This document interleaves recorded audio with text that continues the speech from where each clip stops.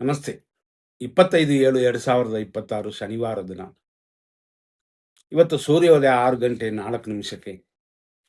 ಸೂರ್ಯ ಅಸ್ತಮನ ಸಂಜೆ 6:49. ಇವತ್ತು ದ್ವಾದಶಿ ತಿಥಿ ಇದೆ. ಏಕಾದಶಿ ಮತ್ತು ದ್ವಾದಶಿ. ಏಕಾದಶಿ 11:34ವರೆಗೂ, ಅದಾದ ನಂತರ ದ್ವಾದಶಿ ಬರುತ್ತದೆ. ಇವತ್ತಿನ ನಕ್ಷತ್ರ ಜ್ಯೇಷ್ಠ. 6 ಗಂಟೆ 4ರಿಂದ ದಿನ ಪೂರ್ತಿ ಜ್ಯೇಷ್ಠ ನಕ್ಷತ್ರ. ಇವತ್ತೆಲ್ಲ ಒಂದೇ ನಕ್ಷತ್ರ.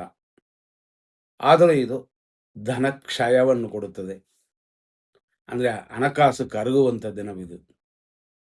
ಬಿಸ್ನೆಸ್ ಮಾಡೋದಾದರೂ ಹಣಕಾಸು ಕೊಟ್ಟು ತಗೊಳ್ಳುವ ವಿಷಯಗಳಲ್ಲೂ ಕೂಡ ಗಮನ ಕೊಡಬೇಕಾಗ್ತದೆ. ಯಾಕೆಂದರೆ ಶುಭಕರವಾಗಿಲ್ಲ ಇದು. ಆದ್ದರಿಂದಾಗಿ ಎಚ್ಚರ. ಇವತ್ತೆಲ್ಲ ದಿನಪೂರ್ತಿ ವೃಶ್ಚಿಕ ರಾಶಿ ಇದೆ.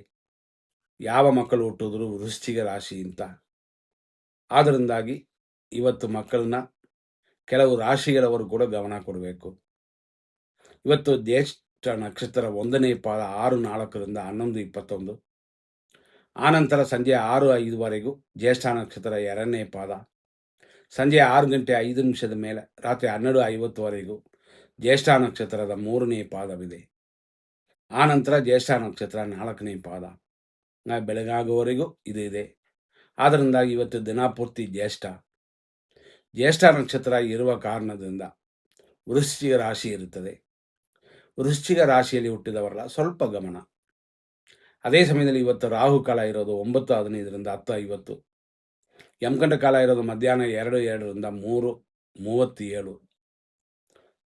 ಈ ರೀತಿ ಇದ್ದರೂ ಇವತ್ತಿನ ಅದರಲ್ಲೂ ಕೂಡ ಶುಭವನ್ನು ಹುಡುಕಬಹುದು, ಅದರಲ್ಲೂ ಕೂಡ ಅಶುಭವನ್ನು ಹುಡುಕಬಹುದು.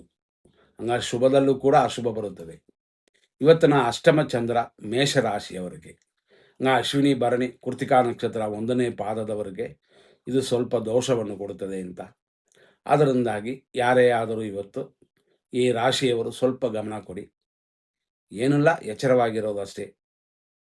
ಇದರಲ್ಲಿ ಇವತ್ತು ಶುಭ ಸಮಯಗಳನ್ನ ನಾವು ನೋಡಿಕೊಳ್ಳೋಣ. 100%. ಏನೇ ಕೆಟ್ಟ ದಿನವಾದರೂ ಎಮರ್ಜೆನ್ಸಿಗೆ ಉಪಯೋಗಿಸಬಹುದು. ಇದನ್ನು 7:48ರಿಂದ 9:13, 12:44ರಿಂದ ಮಧ್ಯಾಹ್ನ 2 ಗಂಟೆವರೆಗೂ, ಮಧ್ಯಾಹ್ನ 3:39ನ ಮೇಲೆ ಸಂಜೆ 4:02, ಸಂಜೆ 6:13ನ ಮೇಲೆ ರಾತ್ರಿ 1:49, ರಾತ್ರಿ ಅಂದರೆ 3:17 ಮೇಲೆ ಲೇಟ್ ನೈಟಲ್ಲಿ ಅದು ಶುಭ ಸಮಯವೇ. ಇದು ಎಮರ್ಜೆನ್ಸಿಗೆ ಮಾತ್ರ ಇವತ್ತು. ಆನಂತರ ನಾವು ನೋಡೋದು 100% ಅಶುಭ ಸಮಯನ 6 ಗಂಟೆ 4 ನಿಮಿಷದಿಂದ 6:55 ದುರ್ಮುಹೂರ್ತ. ಹಂಗೆ ಕಂಟಿನ್ಯೂ ಆಗಿ ಇನ್ನೊಂದು ದುರ್ಮುಹೂರ್ತ ಬರುತ್ತದೆ. ಅಂದರೆ 7:46ವರೆಗೂ ದುರ್ಮುಹೂರ್ತವಿದೆ, ಗಮನ ಕೊಡಿ. ರಾಹು ಕಾಲ 9:15ರಿಂದ 10:50, 10:54ರಿಂದ 12:42 ನಕ್ಷತ್ರ ವಿಷಘಟಿಕಾ ಕಾಲ. ಮತ್ತೊಂದು ವಿಷಯ ನೋಡಬೇಕು ಅಂತಂದರೆ ಮೃತ್ಯು ಪಂಚಕ. ಇದು ಸಂಜೆ 4:04ರಿಂದ 6:11, ರಾತ್ರಿ 1:51ರಿಂದ 3:15. ಇದೆಲ್ಲ ಅಶುಭ ಸಮಯಗಳು.